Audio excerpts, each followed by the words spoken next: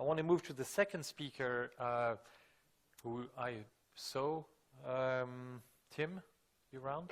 Yes. And let me introduce Tim. So everybody's talking about big data, data produced by a lot of stuff, big data, sharing economy. Tim is going to talk about one very interesting and fundamental aspect, which is the law. Okay? In cyberspace, we tend to believe that we don't live into any geography and that the law doesn't really apply to us. It's not true. And so there are legal consequences on the data side. Who owns your data? Is the data going to live in Germany or is it going to live in the US? What do you do with data that you produce if you're in France and the legal system goes after you? And as the business model, the sharing economy, getting money from the asset I don't use, the gig economy, as there is business model disruption, there is also dramatic legal consequences where company like Uber or Lyft ended up in legal court where the Californian justice system decided that the people using the Uber platform were actually Uber employees because they were getting most of their revenue from the Uber platform. So you cannot forget about the law, and the law has data and business model consequences, and I'm delighted to hear more about it by Tim. Tim. And I hope that what I said is a reasonable description of the question that I'm fascinated by what you're going to talk about. But. Yeah, definitely. So thank you, everybody, for having me here. What I want to talk a little bit about is sort of this intersection between technology and the law themselves. So as was previously mentioned, oftentimes when we think about this sort of massive amount of disruption that's going on in technology with respect to new business models, new applications, we don't actually think about the political implications of what we're doing. And so increasingly we're seeing around the world that governments and policymakers are clashing with technology companies. And so the approach that we're taking here at FiscalNote is actually a technology approach to try and solve these problems among policymakers. And so I actually want to talk to you a little bit today about the sort of directionality of compliance, government affairs, and public policy as it relates to technology. So our big thesis right now is that the biggest problem one of the biggest problems facing the enterprise today is the massive amount of regulatory activity and legislative activity that's facing many, many companies in the enterprise, right? So we're not just talking about, obviously, companies like Uber and Lyft in the ride-sharing space, in cryptocurrencies, companies like Coinbase, but also in existing industries like financial services that's facing exponentially increasing litigation regulatory costs, as well as pharmaceutical companies that are facing massive amounts of regulatory friction with respect to pharmaceutical marketing, pharmaceutical drug development, and whatnot. Here, I'm from the United States, I'm from Washington, D.C., but I can tell you that the amount of regulatory activity in the United States has been going up pretty rapidly, almost on an exponential basis here. So these are the number of regulations that are published by the United States federal government every single year. Last year, in 2013, that number actually crossed about 1.5 million regulations. And so across the enterprise, from pharmaceuticals to energy to healthcare, you're seeing a massive increase in regulatory activity. But you're seeing it across pretty much every major regulatory area, right? So everything from anti-corruption, food safety, privacy, anti-money laundering, health and safety, product safety, antitrust, all these different issues. And the thing about this sort of modern enterprise is that you're not operating just in the United States or just in Canada or just in the European Union. You're operating across the entire world, right? So you take all of these regulatory activities and you multiply it by 196 countries, 10,000 cities and states across the world, and everything in between, right? And so what you're essentially dealing with is a fast-growing back office within major corporations. This is actually the fastest-growing department within major enterprises today, which is the compliance and regulatory activities. And so even just looking at the existing sort of major disruption models that we have in place, right? So you have sharing economy, Bitcoin, healthcare, and genomics. Just in the sharing economy, these are just 4 major issues that companies like Uber and Lyft are dealing with every single day, right? So you have changes in the nature of employment.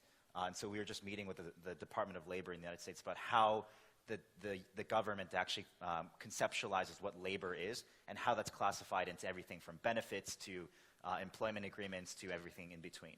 You have transportation and safety. What is the nature of transportation, and what is the requirement that the Department of Transportation has on every single car and device that's connected to cars around the world? You have issues around the duties around disabled, right? This is sort of a little bit of a niche issue, but typically among transportation, public transportation functions, the government mandates that there are sort of disability and requirements that are being put onto major transportation companies.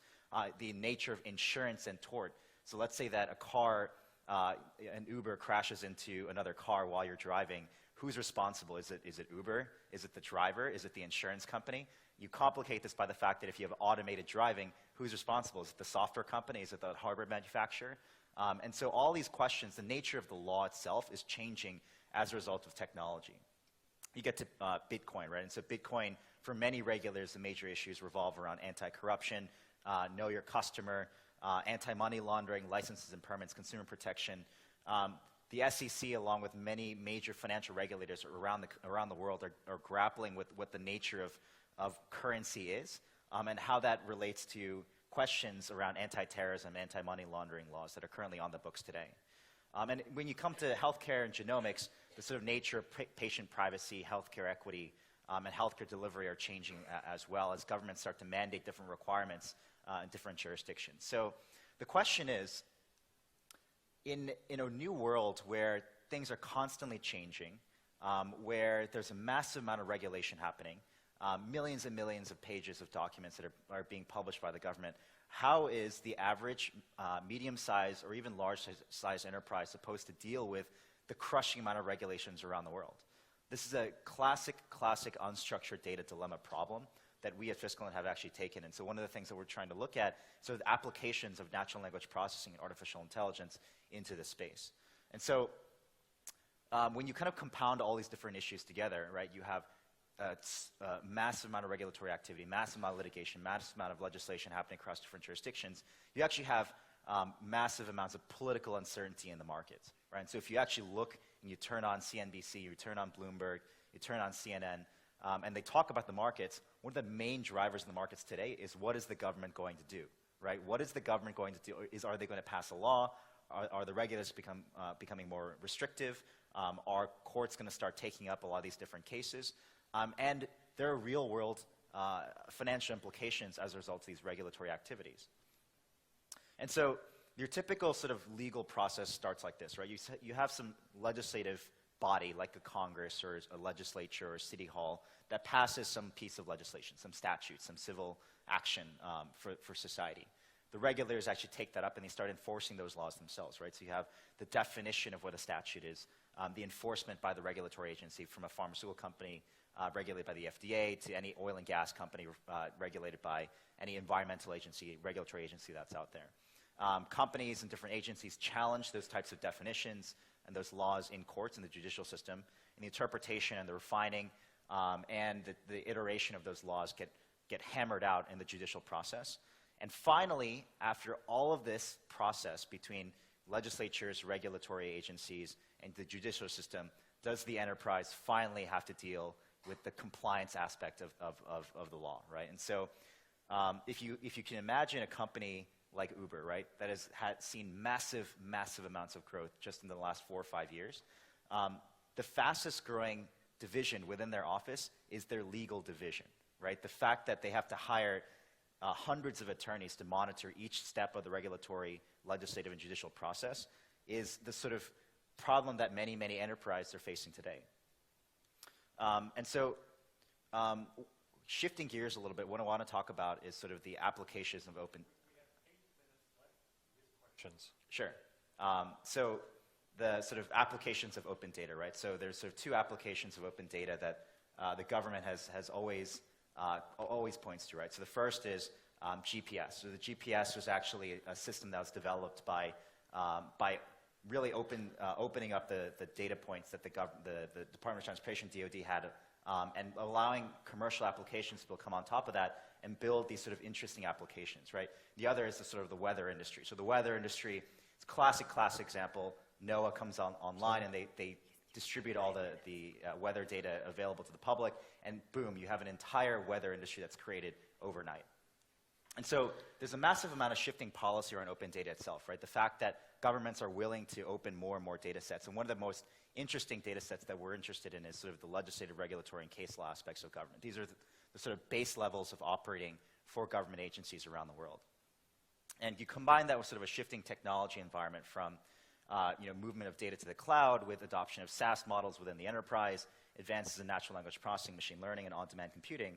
And you have commercial applications of our company, for example, where we're working with Uber and Lyft. We're working with Aetna, one of the largest healthcare companies in the United States, with Planned Parenthood, and essentially aggregating all this legal information and making it, organizing it and making it available for our customers. And so to end on kind of two final notes, you have sort of two changing relationships between the government, right? So right now, many enterprises are still stuck in step one. They're reacting to what government is doing, right? Regulators come out with a new law, everybody kind of reacts to it, right? You have, California comes out with a new regulatory action on changing the nature of employment for Uber drivers. The company immediately reacts to that. Now, what we want to do is get to a point where companies are starting to anticipate what governments are going to do, right? What they're actually trying to understand the trends between different laws, how lawmakers are feeling, sentiment analysis, all these different things. And you want to get to a point where actually civil society is starting to collaborate with each other in creating those laws and starting to orchestrate those laws themselves between a mass collaborative effort between society and businesses. And the sort of future of compliance in government affairs is being driven mostly through technology, right? And so basically what you have is you have basic cloud computing and open data standards that are being opened by policymakers that are allowing people to be less reactive to those laws themselves. As natural language processing and artificial intelligence becomes a lot more robust, you're going to start to see governments people understand what governments are doing in real time and start to anticipate what governments are doing. So you can actually predict with high levels of accuracy the outcomes of laws. So at our company, we've been able to predict with over 94% accuracy what Congress and city halls and state legislatures around the country are doing. And eventually you want to get to a point where you're actually integrating between the compliance functions of the business and the actual regulatory actions that are going on. So you get to a point where not only are you anticipating how the EPA is going to change carbon emission standards, we can monitor in real time how those carbon emission standards match up with your internal operations. And so that's sort of the future of compliance, and I think a lot of that technology is still being developed today, but there's a very, very big light at the end of the tunnel. Great, so I'm happy to take any questions. Questions before I jump in. Who has questions? Okay, so let me start the dialogue because this is really interesting. So technology is accelerating, moving faster and faster. You've described here a very US-centric view, which for global companies is actually even more complicated because there is a US legislation and then there is Europe, et cetera, et cetera. Are you following what's happening with the TARP, I'm not sure how to call it, the Transatlantic Treaty, and do you think that's going to have an impact to the area of data and technology regulation? And do you see more or less regulation going forward in the next 5 years? Sure, so I can't speak to the first issue because I haven't been monitoring that issue in particular for us. But I think the major trend that we're seeing across the board is that there is what technology operators were hoping for, sort of an interoperability between different countries, between, let's say, the European Union and the United States, is not happening. And it's not going to happen for the next couple of years, at the very least. And so you're essentially seeing a fragmentation of laws across multiple different jurisdictions. And the compliance requirements among all those different jurisdictions is not only having attorneys kind of be located in Brussels or in Washington, D.C. or in Beijing, but it's actually trickling down into the actual application side of things, right? So when your software developers are sitting there developing across different data privacy standards, you have to work directly with them, and the attorneys are sitting there right alongside with software engineers trying to determine what those application databases look like. And so in our opinion, this is actually one of the biggest issues that faces technology today. And so the question is, the question that we need to ask ourselves is technology going to develop faster on the compliance side of things, or is it going to develop faster on the innovation side of things? And I can tell you off the bat that there's almost nobody innovating on the compliance side of things right now. Does the regulator understand technology? So from the technology world, there is the belief that the regulator, whether he or she is in Washington or in Brussels, is basically a freaking idiot that has no clue on what's happening on the technology side. Is it just sheer arrogance from the technology people? Well, the law evolves very, very slowly. Technology evolves very, very fast. And so is there an inherent impedance mismatch between the two? Sure. So I honestly think that the interesting trend that's going on right now is that the laws are actually evolving much, much quicker than people expect, right? So it's not necessarily at the national levels, but if you look at the United States or if you look at individual provincial jurisdictions in both the European Union and as well as in Asia, these local and state governments are actually moving very, very quickly and innovating in the laws themselves. And so what's essentially happening is that lawmakers do understand what's going on. They do understand the technology, and they're willing to innovate.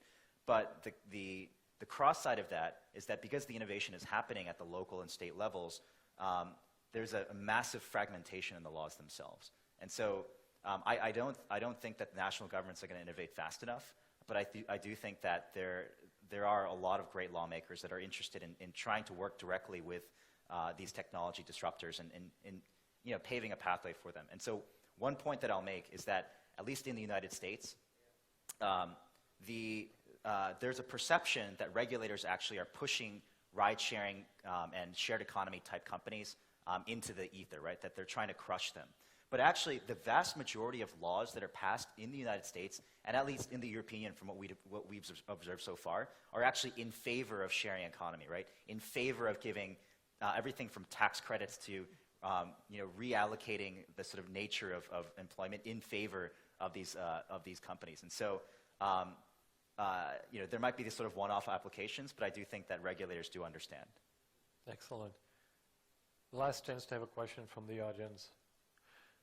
Excellent. So fragmentation and then the law is catching up at the local level. Or sort of the key learning point for you? Yeah. Okay. Yeah. Brilliant. Thank you so much. Great.